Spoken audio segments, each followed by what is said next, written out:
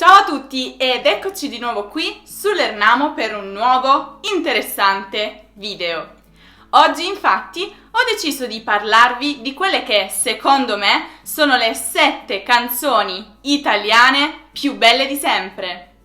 Sono particolarmente ansiosa di entrare nel vivo di questo video, ma prima è doveroso fare due piccolissime premesse. 1. Sono perfettamente consapevole che è assurdo ridurre l'intero panorama musicale italiano a sole 7 canzoni e so benissimo che questo potrebbe risultare un'offesa a molti artisti e molte canzoni che hanno fatto sognare intere generazioni italiane e non solo. Ma invece di un elenco freddo e privo di significato, ho preferito ridurre la mia lista a 7 artisti nonché canzoni. I miei preferiti. 2. Per questioni di copyright non potrò inserire le canzoni di cui vi parlerò in questo video, ma potete tranquillamente ascoltarle su YouTube cercando i loro titoli. È quello che io faccio ogni volta che ho voglia di ascoltarle. Vi consiglio inoltre di ascoltarle con il testo a fianco, così potrete davvero comprendere il significato profondo che si nasconde dietro a questi capolavori. Va bene, ho finito le mie premesse, possiamo cominciare, ma dopo la sigla.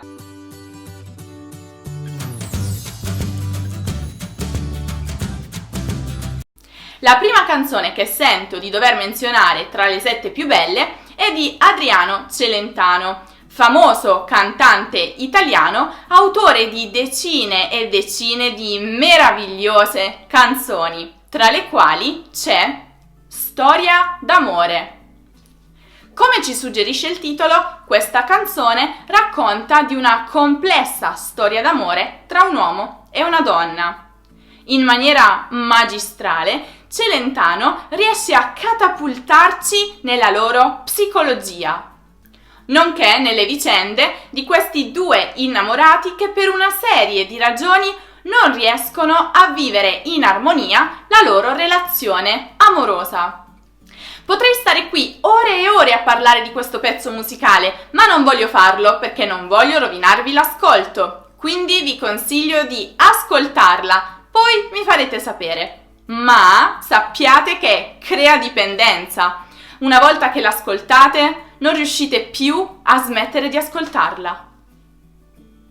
Adesso passiamo da Adriano Celentano a un altro artista che ha un po' segnato il panorama musicale italiano, Lucio Battisti.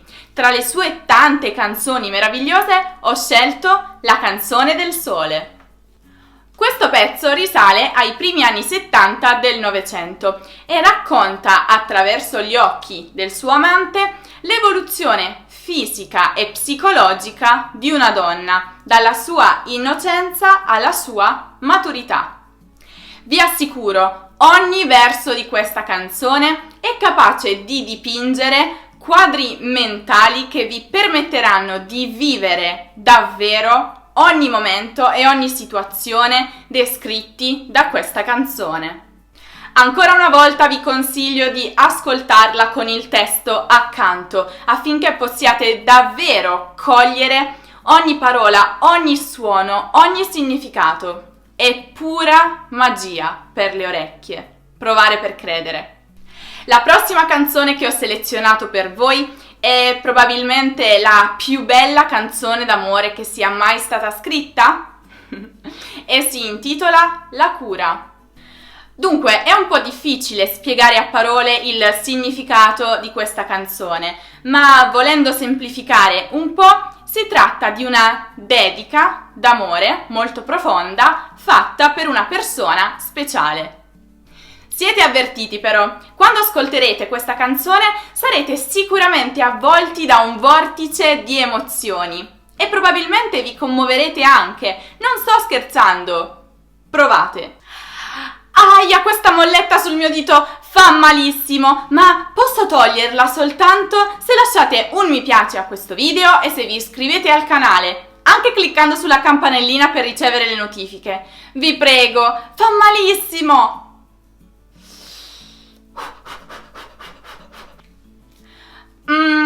Vi piace la banana?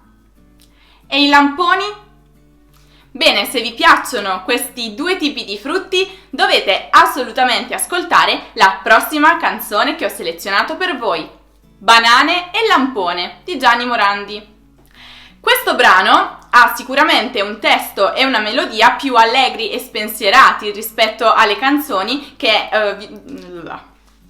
Questo brano ha sicuramente un testo e una melodia più allegri e spensierati rispetto alle canzoni di cui vi ho parlato finora.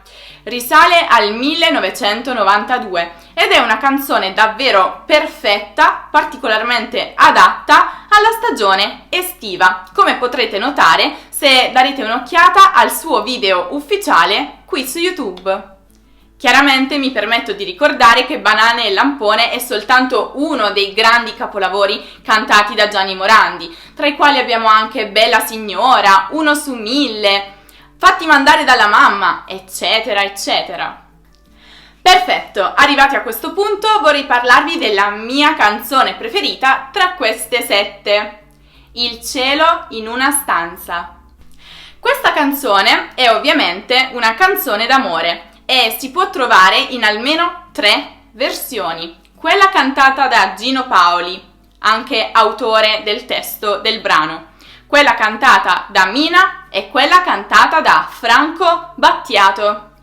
Adesso non me ne vogliano Gino Paoli e Mina, ai quali va tutta la mia stima e il mio rispetto, ma la mia versione preferita è quella cantata da Franco Battiato. Mi fa letteralmente sognare. E voi quale preferite? Scrivetemelo nei commenti. La prossima canzone sulla lista dei capolavori italiani è La guerra di Piero di Fabrizio De André. Questa canzone mette in evidenza l'orrore e il dolore provocati dalla guerra. Piero è un soldato, uno dei tanti che ha perso la vita e che ha lasciato a casa i suoi cari in lutto. È davvero una canzone profonda e di quelle intramontabili, come tra l'altro tutte quelle incise da De André, tra le quali ricordiamo anche Volta la carta, Il testamento di Tito, Bocca di rosa. Bene, siamo giunti quasi alla fine del video. L'ultima canzone che ho selezionato per voi è L'italiano di Toto Cutugno. Questo brano potrebbe essere definito, senza voler esagerare, come il secondo inno ufficiale dello Stato italiano, dopo quello di Mameli. Cantato per la prima volta nell'83 a Sanremo, questo brano racconta con un ritmo decisamente orecchiabile i vizi e le virtù dell'italiano medio. È certamente una canzone che alimenta un po' gli stereotipi sull'Italia e sugli italiani, ma questo non toglie che resta comunque un capolavoro del panorama musicale italiano. A proposito di stereotipi, Toto Cutugno menziona gli spaghetti al dente, che sono forse lo stereotipo più forte legato all'Italia e agli italiani. A questo proposito, se avete voglia di vedere quali sono i tipi di pasta più mangiati dagli italiani, non dovete perdervi il video che ho realizzato proprio su questo argomento, è molto interessante. Scusate se mi intrometto, ma vorrei suggerire anch'io una delle canzoni italiane più belle di sempre. Sto parlando della canzone italiana con più visualizzazioni in assoluto su YouTube, con oltre 1 miliardo di views. Scommetto che avete capito tutti di quale brano sto parlando, non è vero? Sì, è proprio lui. L'unico e inimitabile Pulcino Pio. È il Pulcino Pio, è il Pulcino Pio, è il Pulcino Pio, è il Pulcino Pio, è il Pulcino Pio. E non vi dimenticate anche di seguirmi su tutti i social, Facebook, Twitter e Instagram cercando l'Ernamo. Se poi siete pigri, i link diretti sono nella descrizione. A presto! Se volete supportare il nostro canale, vi ricordiamo che sul nostro negozio online è disponibile tantissima nuova merce. Non dimenticate che supportare il nostro canale significa supportare la conoscenza, e supportare la conoscenza significa liberare gli uomini dall'oppressione.